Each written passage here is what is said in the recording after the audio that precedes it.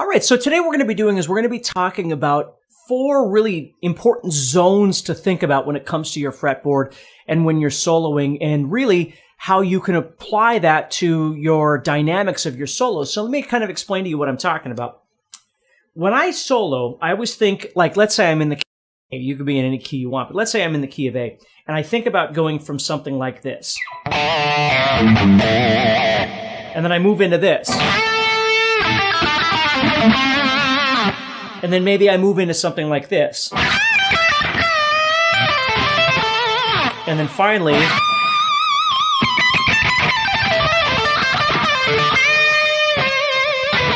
okay, I think about my guitar in terms of the pitches that I'm playing and the response that it's going to have. So if you think about it, if I start lower and thicker on the strings, that's as meaty as my solo is going to get, right? When I want, something like that, that's as low and beefy. And again, you can go lower and that sort of thing. And needless to say, there's going to be some overlap in different places here as well. But I think about, kind of in this lower register here on those thicker strings, that's where I'm not really singing anymore. I'm really kind of like whispering or growling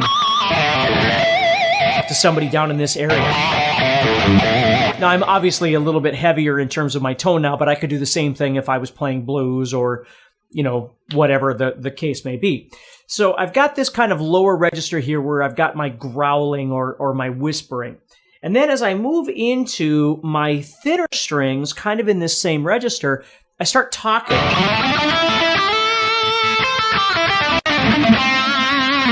Right? So it's a really nice, comfortable place to be in a solo. It's not too aggressive. It's not, way too low. And again, it depends on the song. It depends on the solo. It depends on the circumstance. But I know if I start kind of in the thinner strings, kind of right in the center of this A minor position, pentatonic, diatonic, whatever. Right? I'm kind of singing in that area. Now, as I move into maybe the, 4th, 5th, 3rd position, whatever, in those thinner strings, now all of a sudden I'm going to be singing more, right? So as I head up here,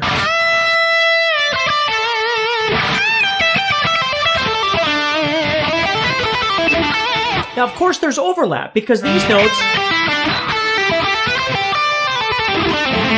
are going to be, overlapped in various places. So it all depends on the way that you're visualizing this. So I in my head, I'm kind of thinking of it as, the thicker strings on the lower part of the guitar is kind of my growling or my whispering.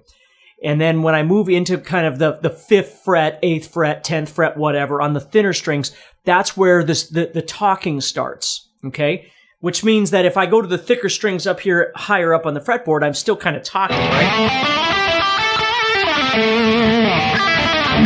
Right? So they're going to overlap. I just want you to think about the fretboard a little bit differently. Then as I move to those thinner strings, now all of a sudden I start singing a bit more. Right?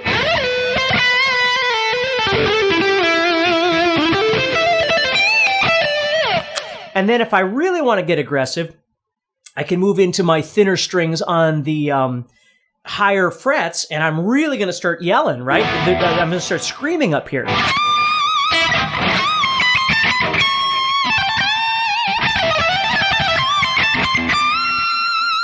Right? So when you start a solo, let's say you're starting off with something that's relatively mellow to begin with.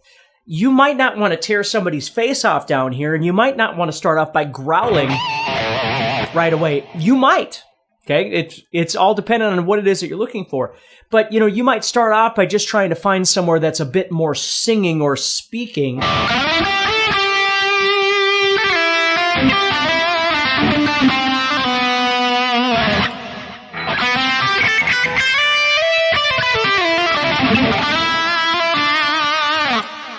You see, and now maybe I'll go up.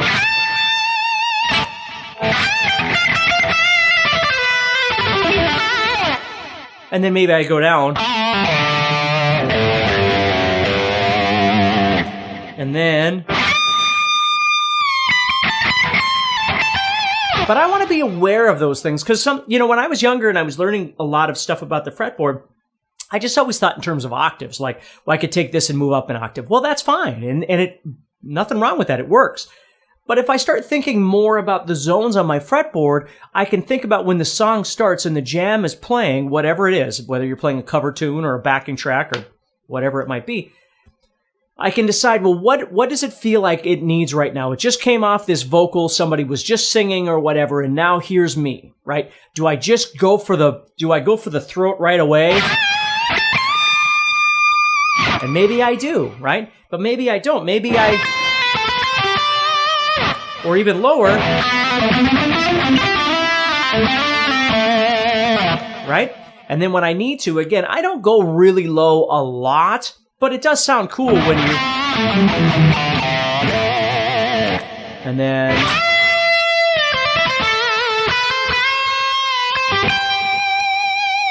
I could go up to something like that, whatever it might be, and play it there.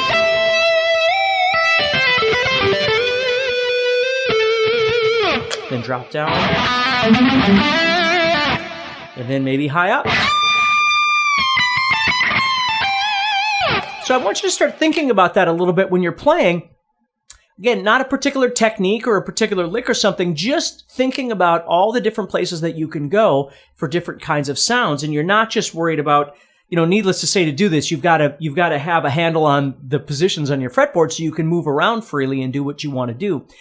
And of course, if you find that you're having a hard time with something like that, that tells you exactly, some things that you could practice in your own playing to get better at this kind of technique. So take care, stay positive, and keep practicing, and hopefully this helps you a little bit.